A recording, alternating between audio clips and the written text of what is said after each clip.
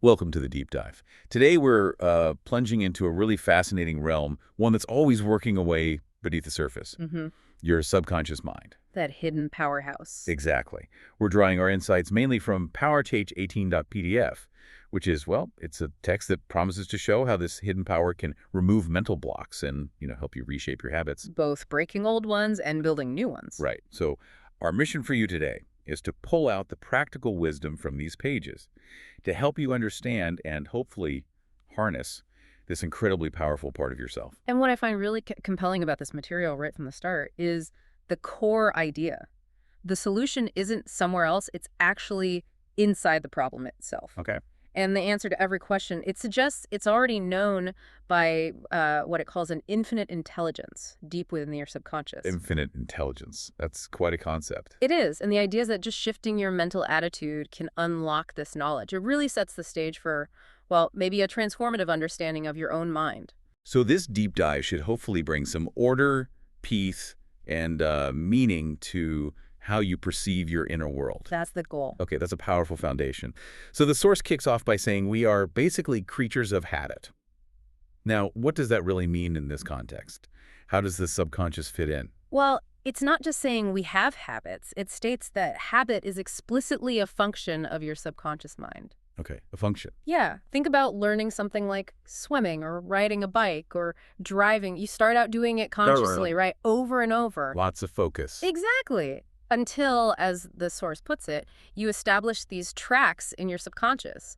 Then the automatic habit just takes over. Ah, like second nature. Precisely. That's your subconscious mind reacting automatically based on your previous thinking and acting. So it's this programming we set up. And what's really empowering, I think, is that the source is very clear. You are free to choose a good habit or a bad habit. That choice is key. It says if you keep repeating a negative thought or act, you'll end up under the compulsion of a habit. Because, it argues, the law of your subconscious is compulsion. That sounds, well, maybe a bit scary, that compulsion. It can sound that way, but here's the flip side. While the subconscious does operate on compulsion, meaning it carries out the pattern it's given, good or bad, the crucial thing is you provide the initial pattern. So we're the programmer. In essence, yes. And because of that very compulsion, if you consciously form and impress a new desired path, the subconscious will eventually follow that compulsively, pushing out the old one. Okay, so you can use the compulsion for you, not just feel victimized by it. Exactly. It's about redirecting that powerful current. That's a major shift in perspective.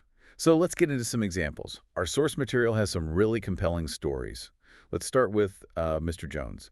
He struggled with this uncontrollable urge to drink. Right. And he tried the usual approach, willpower, just trying to suppress the urges. Which didn't work.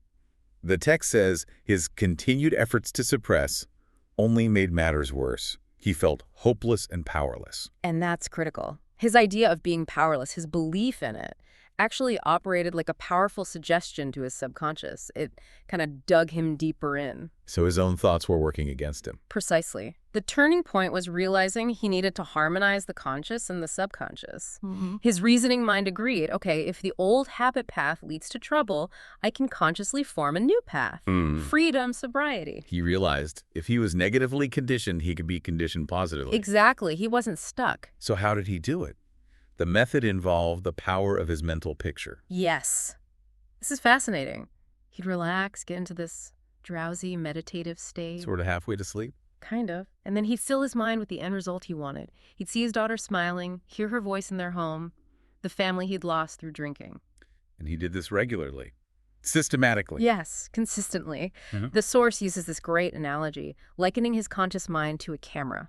And his subconscious mind was the sensitive plate, or maybe film, where he registered and impressed that picture. Ah, so the mental pictures are developed in the dark room of the subconscious. Exactly. He used focused attention, really getting absorbed in the feeling, the mental atmosphere of that desired reality, repeating that mental movie often. And when temptation came up, He'd immediately switch his imagination back to that feeling of being home with family. His confidence, his faith in experiencing that picture was key. that camera analogy really makes it click. Okay, let's shift gears. Mr. Block, the salesman, he was doing well, $20,000 a year, then suddenly, bam, doors jamming, clients backing out. Yeah, he felt like he had a jinx. So what was going on there?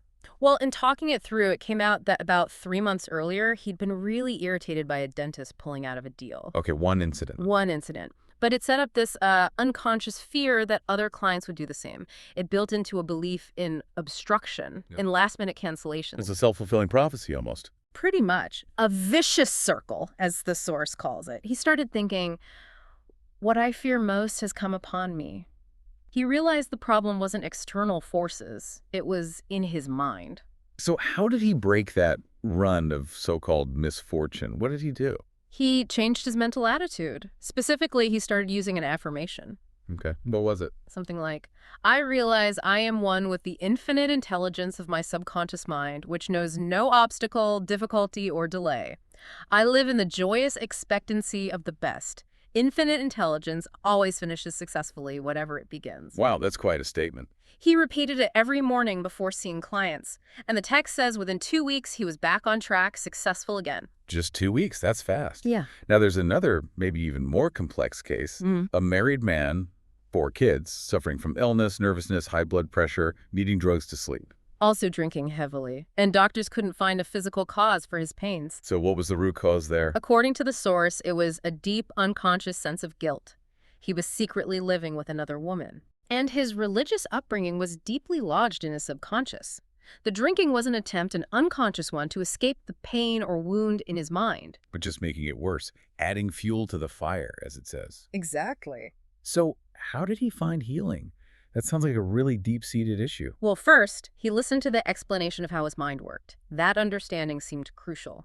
Then he faced the problem, admitted it, and gave up the dual role. He had to confront the reality. Yes, he understood the drinking was an escape attempt. Then he started actively working on his subconscious. 3 or 4 times a day, he used a kind of prayer or affirmation. What did he say? Things like, my mind is full of peace, poise, balance, and equilibrium. I am now completely free from the habit. My mind is full of inner peace, freedom, and joy. I forgive myself. Then I am forgiven. And he repeated that slowly, lovingly, and meaningfully. Yes, the feeling behind it was important. And the result? The source describes it quite vividly. Those truths went in through his eyes, his ears heard the sound, and the healing vibrations reached his subconscious, obliterating the negative patterns. Like light dispelling darkness. Exactly. The constructive thought destroys the negative thought. It says he was transformed within a month. Within a month? Yeah. That's remarkable. So looking at these stories, Jones, Guac, what's the common thread? It seems to come down to something really fundamental. It does. And the source highlights this with that great story about Socrates. Ah, yes. The young man wanting wisdom. Right. Socrates holds his head underwater until the boy is desperate for air, then asks, what did you desire most? Air. Exactly. And Socrates says, when you want wisdom as much as you wanted air, you will receive it. So the point is? Intense desire. When you have an intense desire to overcome a block, and you make a clear-cut decision that there is a way out, the source says, victory and triumph are assured. So that level of desire is foundational. Okay. What about really tough challenges, like alcoholism or drug addiction? The source is pretty direct here. If you are an alcoholic or drug addict, admit it. Yeah, it argues that refusal to admit it is a major barrier. It calls the disease an instability and inner fear, essentially a refusal to face life. And it digs deeper into the cause. It does. It says the real cause is negative and destructive thinking, often rooted in feelings of inferiority, inadequacy, defeat, frustration, often with deep inner hostility too. So the cure isn't just not drinking or using. No. The cure, it says, is to think of freedom, sobriety, perfection, to feel the thrill of accomplishment. It's about changing that inner landscape. Now, there's this really interesting line. If you have a keen desire to free yourself from any destructive habit, you are 51% healed already. 51%, what's that about? It's about the tipping point, isn't it? It highlights the incredible power of your intention. Once your desire to quit becomes even slightly stronger than your desire to continue, you've fundamentally shifted the balance.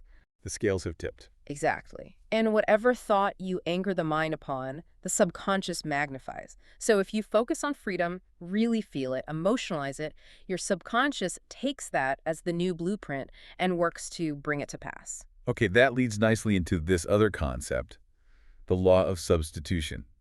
It says something good can come from suffering, and your imagination can lead you either to the problem or to freedom. Right. This is crucial. The subconscious, in this view, doesn't like a vacuum.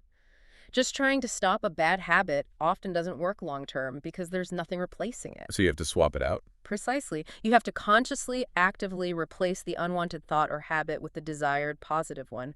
Focus your mental energy there until it becomes dominant. It's an active construction job, not just demolition. Well put. And your subconscious power backs you up. Even if you feel an urge, you can direct that power towards freedom. You might suffer a little bit, as the source says. Like growing pains. Sort of. It compares it to childbirth, bringing forth this child of the mind. Your subconscious gives birth to sobriety or whatever the new freedom is. That's a powerful image. So let's get practical. For you listening, if you want to apply this, the source gives 3 magic steps for breaking habits or removing blocks. Let's walk through them. Step 1. Get still. Quiet the wheels of the mind. Enter that sleepy, drowsy state. Relaxed, peaceful, receptive. Why is getting still so important as the first step? Because you need to bypass the critical, analytical, conscious mind. That drowsy state lowers its resistance, makes the subconscious more open, more suggestible. It's like preparing the soil before planting. Okay, makes sense. Step 2. Take a brief phrase, something easy to remember, and repeat it over and over as a lullaby. Like the example, sobriety and peace of mind are mine now, and I give thanks. Exactly. You can say it aloud or just mentally. Do it for 5 minutes or more until you feel a deep emotional response. The lullaby approach. Why that specific image? And why the emotional response? Well, the lullaby suggests gentle, persistent repetition, not forcing it. And the emotion is key. Connecting the words with feeling is what really impresses the idea onto the subconscious. It gives the thought power. Got it. Feeling is the fuel. And step 3. Just before sleep, imagine a friend, a loved one in front of you saying, "Congratulations." Visualizing success. Yes. See their smile, hear their voice, feel the reality of it. Keep going until you get that subconscious reaction, which satisfies. What's the power in that final visualization before sleep? It leverages the end result. By feeling the congratulation, the success, as if it's already real, you're programming the subconscious with the achieved goal. It doesn't really know the difference between vivid imagination and reality. So you live from the end. Exactly. You signal that it's done, prompting the subconscious to make it so. And throughout this process, the source stresses keeping on keeping on. When fear or doubt pops up, you have to behold your vision, your goal. Absolutely. Persevere. Remember that infinite power within your subconscious that you can tap into for confidence and courage. It's not always a straight line, is it? Rarely. Old patterns might resurface. Doubts will come. Perseverance means consistently choosing to feed the subconscious the new, positive pattern, trusting that the inner intelligence will respond eventually. Wow. This deep dive has really, I think, illuminated the incredible power packed into our subconscious minds. It's immense and often untapped. We've seen how habits form, how they can be broken, how that mental picture, backed by faith, by feeling, can actually manifest. And that the main obstacle really is our own thought, our own mental image. Yeah. And that intense desire is the starting engine, and imagination is the steering wheel towards freedom. Yes, and that crucial realization that the solution is often within the problem. The answers are already there inside your own mind. It really hammers home that ancient idea. As a man thinketh, so is he. You are the only thinker in your universe. And those thoughts are this incredible immaterial power that can bless you, inspire you, heal you. So maybe the most powerful tool we have for shaping our reality, for finding peace, harmony, health, happiness, isn't out there somewhere, but it's just about learning to speak the language of our own deeper mind. That's certainly what this material powerfully suggests. We really hope this deep dive has given you some valuable insights into unlocking that power within your subconscious. Until next time, keep exploring, keep learning, and keep diving deep.